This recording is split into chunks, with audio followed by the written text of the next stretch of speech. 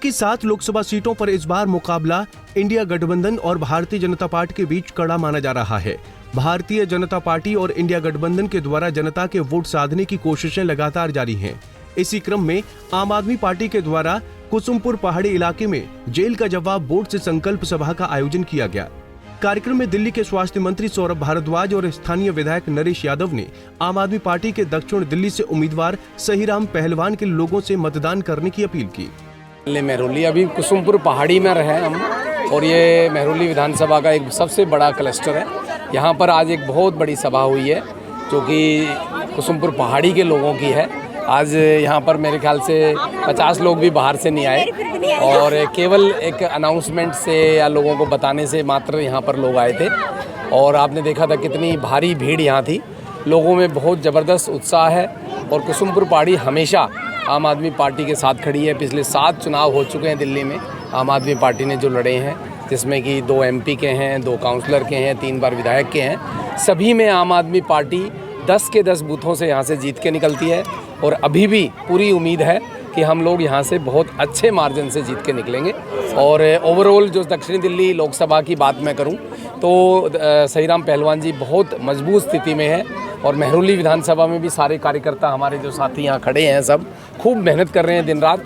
और सभी लोगों ने ठाना है कि जिस तरह से 2020 में जो मार्जिन इन्होंने 18,000 का मुझे दिया था, उसी मार्जिन से जिता के हम मेहरौली विधानसभा से भेजेंगे, और पूरी दक्षिणी दिल्ली से सहीराम पहलवान जी लाखों की वोट से जीत के जाएंगे। यहाँ की जनता तो आम आदमी पार्टी के साथ है, लेकिन एक दिक्कत है यहाँ जो पानी की समस्या की, उसके लिए सहीराम पहलवान जी ने कहा कि ये DDA का मामला है और वो जीत के आएंगे तो इस समस्या को खत्म करेंगे। देखिए DDA का ये एरिया है, वैसे DDA की जमीन लैंड है, हाँ। लेकिन ये मेंटेन किया जाता है डूसीप के द्वारा। हाँ। तो कहीं ना कहीं जब हम बड़ा कोई प्रोजेक्ट लगाते हैं, जैसे हमने UGR और पंपिंग स्टेशन लगाने की कई बार विधानसभा में यहाँ के लिए बात उठाई है, 3-4 बार हो चुका है जो मैं विधानसभा में हर बार उठाता हूँ, तो वो उसके लिए हमें DDA से NOC की ज़रूरत पड़ेगी।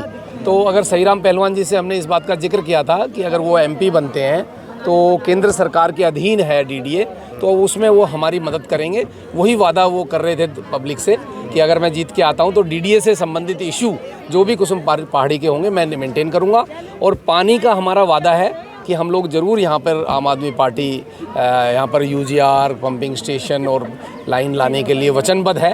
आज वो चीज़ नहीं आ पाई है क्योंकि दिल्ली में पानी अभी शॉर्ट है। ये लोगों को सच्चाई दिखाई है।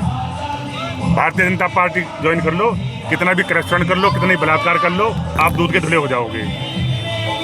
जिस तरह से अभी चुनावी माहौल चल रहा है, क्या मानते हैं रामवीर विदुड़ी से कितना टक्कर है? इंडिया गठबंधन की दिल्ली की 7 सीट हम जीत रहे हैं। केजरीवाल के बाहर आने के बाद फायदा हो रहा है आपको?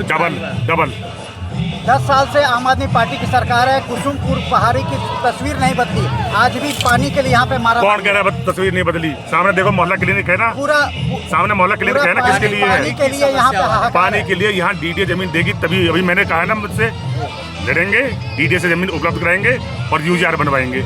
आज भी लोग पानी को चैन से बांध के रखते हैं। मेरे भाई मैंने अभी बताया ना, जब DDA ने जमीन ही नहीं दी, दिल्ली सरकार के पास तो जमीन है नहीं, DDA जमीन देगी नहीं, तो इनके लिए UGR कैसे बनेगा? अच्छा, हम लड़ेंगे, UGR बनवाएंगे। पहलवान जी, स्वाति मालीवाल का जो झगड़ा चल रहा है उससे कुछ नुकसान आप होता दिख रहा है? झगड़ा क्या है वो मैंने आज तक नहीं देखा। वो झगड़ा क्या है?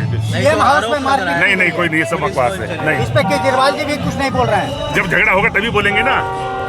कार्यक्रम में स्वास्थ्य मंत्री सौरभ भारद्वाज ने बीते कुछ समय में भारतीय जनता पार्टी में शामिल हुए नेताओं पर निशाना साधा। स्टेज पर एक तरफ वॉशिंग मशीन का दृश्य बना गया तो दूसरी तरफ सेंट्रल जेल का। उन्होंने भारतीय जनता पार्टी के नेताओं पर आरोप लगाते हुए कहा कि कुछ समय पहले भारतीय जनता पार्टी जिन नेताओं पर हजारों करोड़ के भ्रष्टाचार का आरोप लगाती थी, उन्हें अपनी पार्टी में शामिल कर उन्हें बड़े पदों पर बिठा दिया। भारतीय जनता पार्टी की वॉशिंग मशीन में धुलकर वो सब नेता भ्रष्टाचार मुक्त हो गए। तो दूसरी तरफ सौरभ भारद्वाज ने दिखाया कि कैसे दिल्ली के मुख्यमंत्री अरविंद केजरीवाल, दिल्ली सरकार में मंत्री रहे सत्येंद्र जैन, दिल्ली के पूर्व शिक्षा मंत्री मनीष सिसोदिया और राज्यसभा सांसद संजय सिंह के खिलाफ फर्जी मामला बनाकर उन्हें जेल में डाल दिया गया। अजीत पवार जी के बारे में प्रधानमंत्री ने कहा था 70,000 करोड़ रुपए का घोटाला अजीत पवार ने किया है। 70,000 करोड़ का।